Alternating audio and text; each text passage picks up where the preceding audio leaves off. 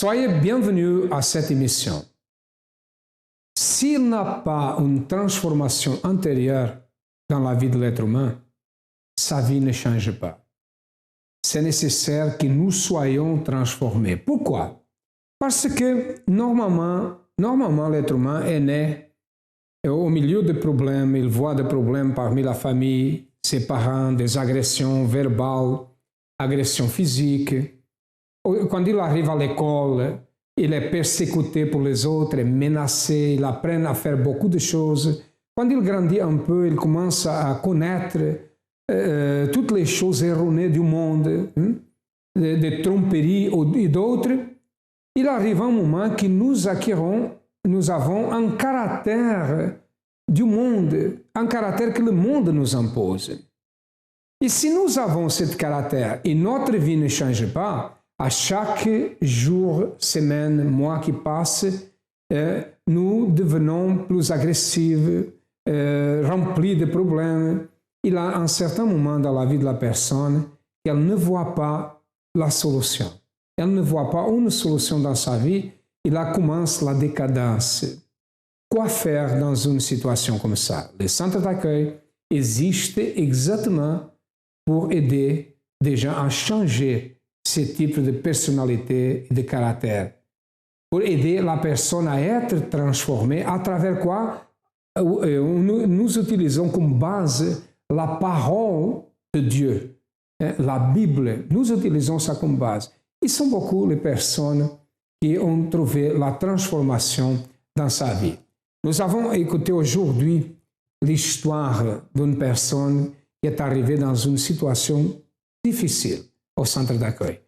Écoutez.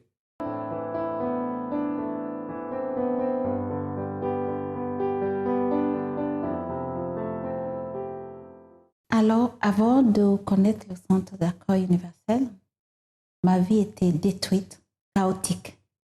J'avais des problèmes dans tous les domaines. J'avais pas la santé. Ma santé était vraiment pas terre. J'avais un paquet de maladies que je portais sur moi. J'étais diabétique.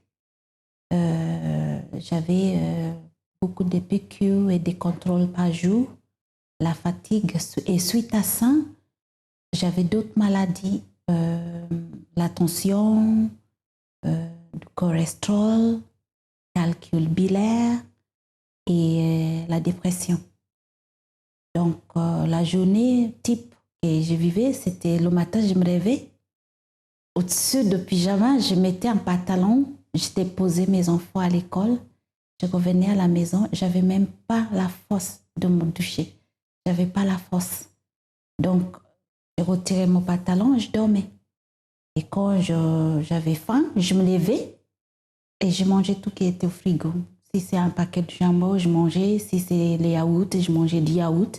Je redormais. Et c'est comme ça que je vivais. Et j'avais aussi des cachets, beaucoup de cachets à avaler au long de la journée. Et pour la vie sentimentale, à cause de ma maladie, j'étais devenue violente et surtout avec mon mari. Et donc, je voyais une femme, j'avais fabriqué une femme, une blonde pour lui. Et je le traumatisais, il vivait mal à cause de moi. Donc, à chaque fois, il rentrait à la maison. Et oui, t'es en retard 10 minutes, t'étais où? T'étais avec qui? T'as pris qui dans la voiture? J'ai descendu contrôler sa voiture, sentir s'il est pas faim ou autre. Mais il n'y avait rien, c'est moi qui avais des problèmes. Et je balançais sur lui tout ce qui était autour de moi, mais pour rien. Donc, pour la vie sentimentale, on vivait mal parce qu'on n'avait pas la paix. On n'avait pas la paix parce que je n'étais pas moi-même. Et donc, voilà. Pour la vie financière, j'avais des dettes que j'avais accumulées parce que j'avais pris des dettes pour aider mes parents. Et ça aussi, je faisais en cachette. Je ne disais pas à mon mari. Pour la vie spirituelle, comme j'ai dit, je connaissais Dieu parce que j'ai grandi dans une famille qui connaissait Dieu, qui croyait en Dieu. Mais ce contact-là avec Dieu, je ne l'avais pas vraiment parce que ma vie n'était pas correcte, ma vie n'était pas bien. J'ai souffert, donc du coup, je n'avais pas de contact avec Dieu. Je savais même pas qu'est-ce que c'est vraiment. Alors, à l'intérieur, j'ai souffert beaucoup parce que les gens m'ont rejeté. Ma famille, ma belle famille m'a rejeté carrément, disait à mon mari, il faut divorcer, tu ne peux pas vivre comme ça. Mes amis, à cause de mon corps, à cause de mon poids, ils m'ont rejeté carrément et j'étais seule. Et à cause de la dépression, je voyais comme si même mes enfants m'avaient rejeté. Et donc, je n'avais pas d'envie de vivre. Et ce que j'ai fait, j'avais vraiment envie de suicider et j'ai essayé 2 fois. Et ce que je faisais, j'ai mélangé les médicaments et beaucoup de médicaments. J'étais à la pharmacie, j'ai pris tout ce que j'ai pris. J'ai mélangé, mais en fait, je n'arrivais pas à avaler. Ça arrivait là et ça ressortait. Je vomissais. Et donc, c'était la première fois. La deuxième fois, j'ai essayé, ça n'a pas marché. Et je me suis dit, peut-être le mieux, c'est aller me lancer dans la rue et qu'une voiture m'écrase. J'étais sur l'autoroute et je commençais à marcher en pyjama. Et c'est la voix de mon fils qui m'a fait retourner à l'arrière parce que j'ai attendu sa voix qui m'appelait maman, maman. Et j'ai pensé tout de suite mes enfants et j'ai abandonné. Je suis retournée à la maison. Et c'est dans cet état-là que je suis arrivée au centre d'accueil.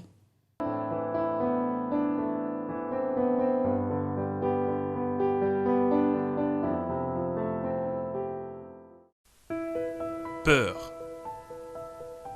Quelle est la vôtre?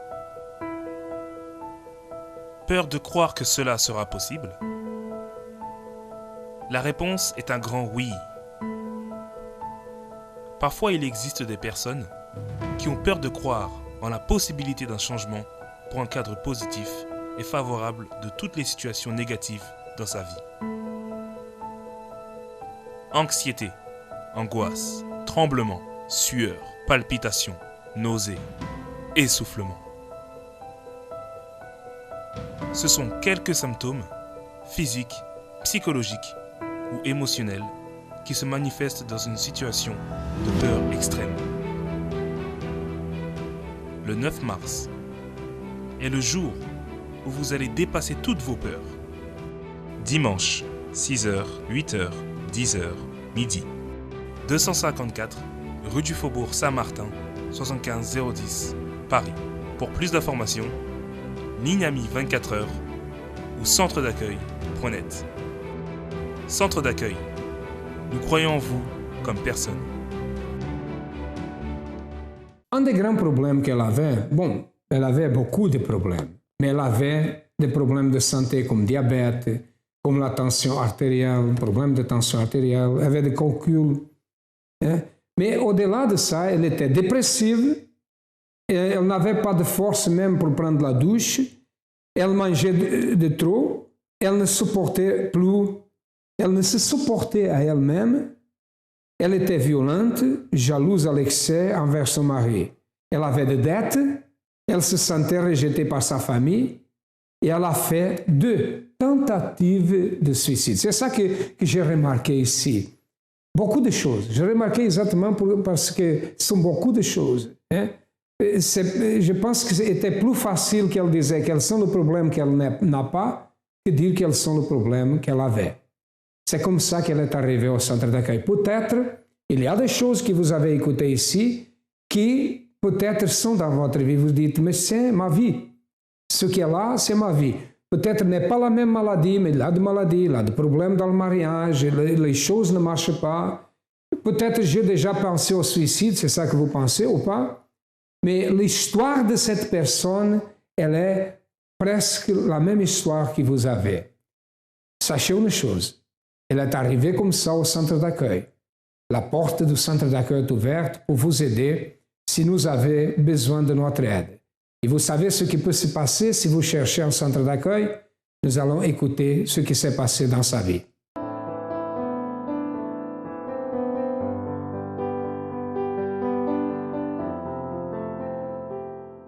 Après avoir souffert pour longtemps et seul, essayer de me battre tout seul, faire les tentatives de suicide parce que j'avais pas de solution, je m'aimais pas, personne m'aimait, j'étais seule au monde.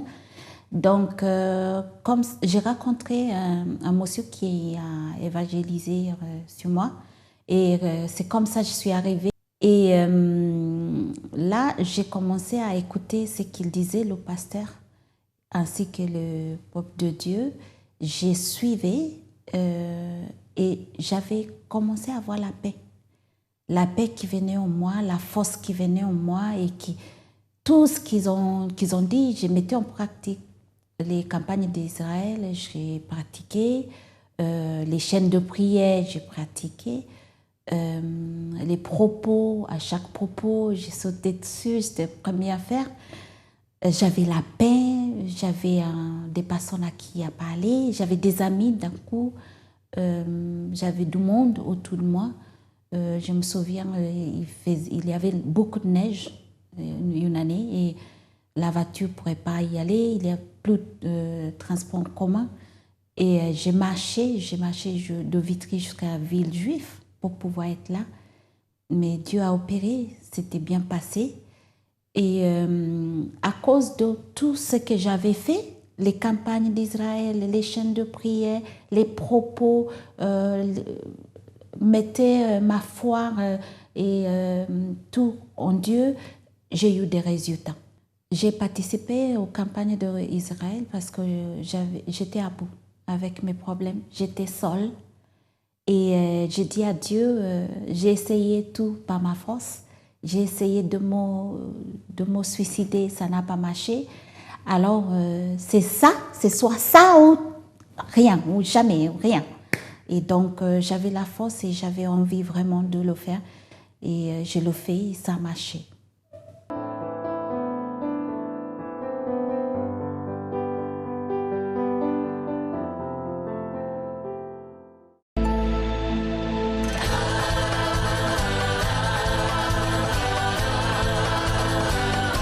Nous avons tous des décisions à prendre.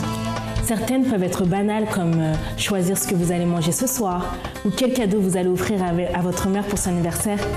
Mais d'autres décisions peuvent être à l'opposé très décisives. Elles peuvent changer le cours de votre histoire. C'est exactement ce qui s'est passé avec Esther lorsqu'elle a pris la décision de mettre sa propre vie en péril pour changer l'histoire de son peuple. Depuis, chaque année, nous commémorons la fête de Purim qui a pour but de montrer l'acte qu'Esther a fait pour changer la vie de son peuple.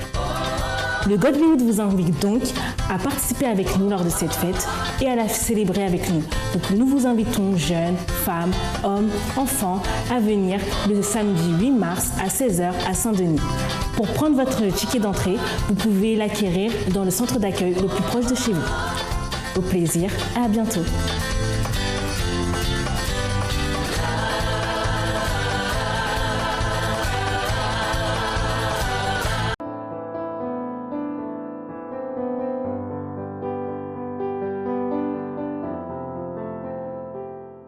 À travers les campagnes d'Israël que je participe à chaque fois, j'ai des résultats, j'ai des bons résultats. Les chaînes de prière et les propos. Moi, je dirais il faut vraiment les faire parce qu'il n'y a que de bon, il n'y a que des résultats. Et Dieu, il ne fait pas des choses à moitié. Parce que quand je regarde ma vie aujourd'hui et ma vie avant, ça n'a rien à voir. Ce n'est pas la même personne. Au côté santé, j'ai la santé. J'ai plus diabète, plus cholestérol, plus calcul pilaire. J'ai même pas mal la tête. On ne jamais les cacher. Même quand j'ai un peu mal à la tête, je bois de l'eau, ça passe. Et j'ai fait mes prières, ça passe. Côté financier, les dettes que j'avais, mon mari finalement m'a demandé les papiers, il a regardé, il m'a dit il fallait pas me cacher, il a pris l'argent qu'il avait mis à côté et il a réglé ça en 2 fois, grâce à Dieu. Pour mes enfants, mon fils aîné, il a trouvé son travail, tout va bien. Les petits à l'école, tout va bien. côté spirituel, je ne suis plus violent. Mon mari et moi, à chaque fois, c'est mon meilleur ami. Mon mari, aujourd'hui, c'est mon meilleur ami. Il ne peut pas faire quelque chose sans moi et moi, je ne peux pas faire quelque chose sans lui. C'est ma deuxième force après Dieu. Et on se tient les mains avant de faire des décisions, avant de faire quelques soins. Et on prie à Dieu qui nous met dans son planning parce que notre force vient de Dieu. Aujourd'hui, ma famille, c'est tout pour moi. Ils sont à côté de moi, personne ne me déteste comme je voyais avant. Mais ça, c'était les maladies. Je suis bénie. Côté sentimental, c'est tip-top, donc rien à dire. Côté financier, il n'y a pas longtemps que, comme j'ai travaillé comme freelancer à la maison, et ça me consommait beaucoup de temps. Et j'ai demandé à Dieu qu'il puisse me parler. Et j'avais envie de faire une formation. Et cette formation-là, c'était pas facile parce que je faisais en français, qui n'est pas ma langue du tout et qui est une langue difficile. Et quand je commençais, ma formatrice m'a convoquée un jour et elle m'a dit « Rosemary, je ne peux pas te prendre parce que tu n'as pas de niveau. » Et ça m'a beaucoup blessée parce que j'étais rabaissée non seulement par la formatrice, mais les camarades aussi, qui me voyaient vraiment, bon, j'ai pas de niveau, j'ai pas leur niveau. C'est vrai, j'avais pas leur niveau, mais j'avais Dieu en moi. Et je savais qu'avec Dieu, tout est possible. Et j'ai arrêté de pleurer, j'ai arrêté de me mettre dans l'état que j'avais, parce que j'avais mal, à chaque fois être rabaissée. Et ma force, j'ai dit, il vient de Dieu. Et j'ai dit à ma formatrice un jour que mon chemin est tracé et sera tracé. Et c'est comme ça, j'ai continué à avoir la force de continuer. J'ai continué, on a fait un examen blanche. La première, j'ai raté parce que bon, j'étais dans tous les états. La deuxième, j'ai eu. Quand on arrivait maintenant à trouver un stage, j'avais peut-être les derniers, mais au bout de 2 semaines, j'avais 5 stages. Et en fait, moi-même, j'ai choisi les stages que je voulais et les autres, j'ai donné à des camarades qui m'ont rabaissé. Et ce qui est bien maintenant, c'est que Dieu a opéré. La société qui m'a pris, qui est Air Canada, m'a gardé.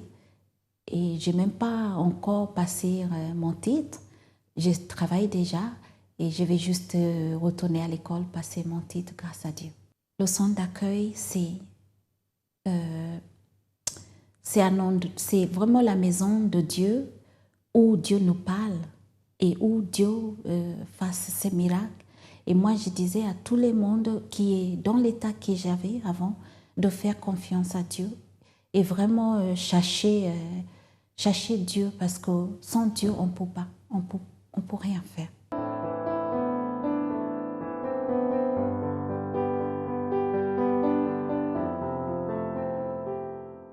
Transformation totale. Elle a été transformée, son caractère a été transformé. Elle a commencé à voir une lumière au fond du tunnel.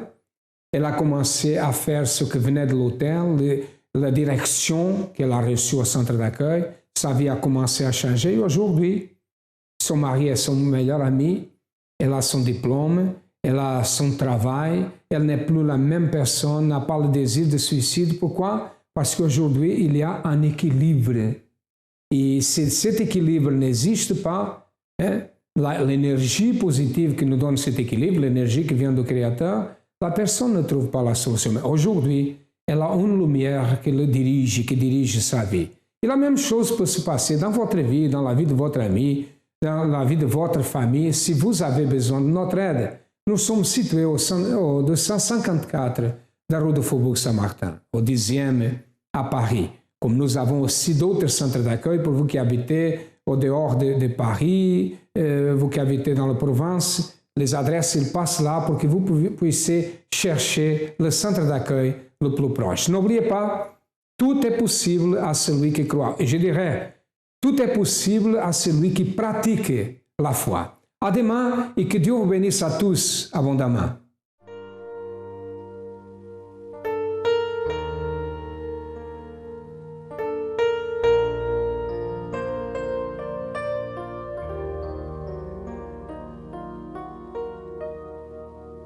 Comment se trouve ton cœur? Comment se trouve ta foi? Lors de la conquête est arrivé ce que Dieu a pour nous tous. C'est à toi la décision pour avoir la solution. N'arrête pas de lutter, car c'est l'heure de changer.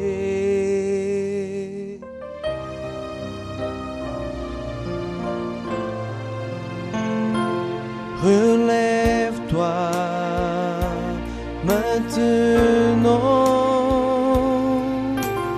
vois la terre que le Seigneur t'a promise. Conquiers-la, conquiers-la.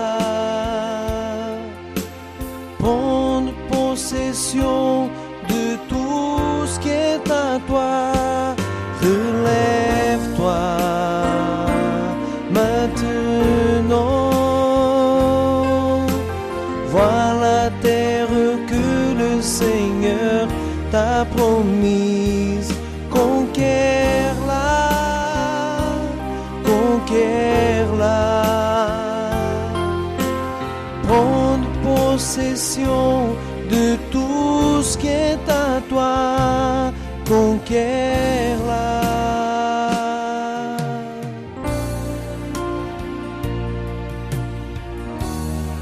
C'est à toi la décision pour avoir la solution.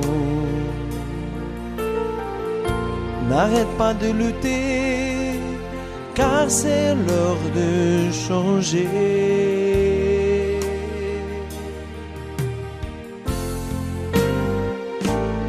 Relève-toi maintenant, vois la terre que le Seigneur t'a promise. Conquiers-la, conquiers-la. Prends possession de tout ce qui est à toi.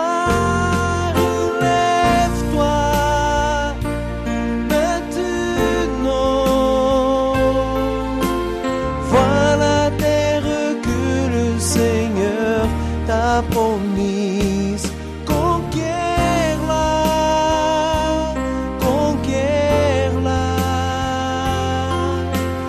Prends possession de tout ce qui est à toi. Relève-toi maintenant,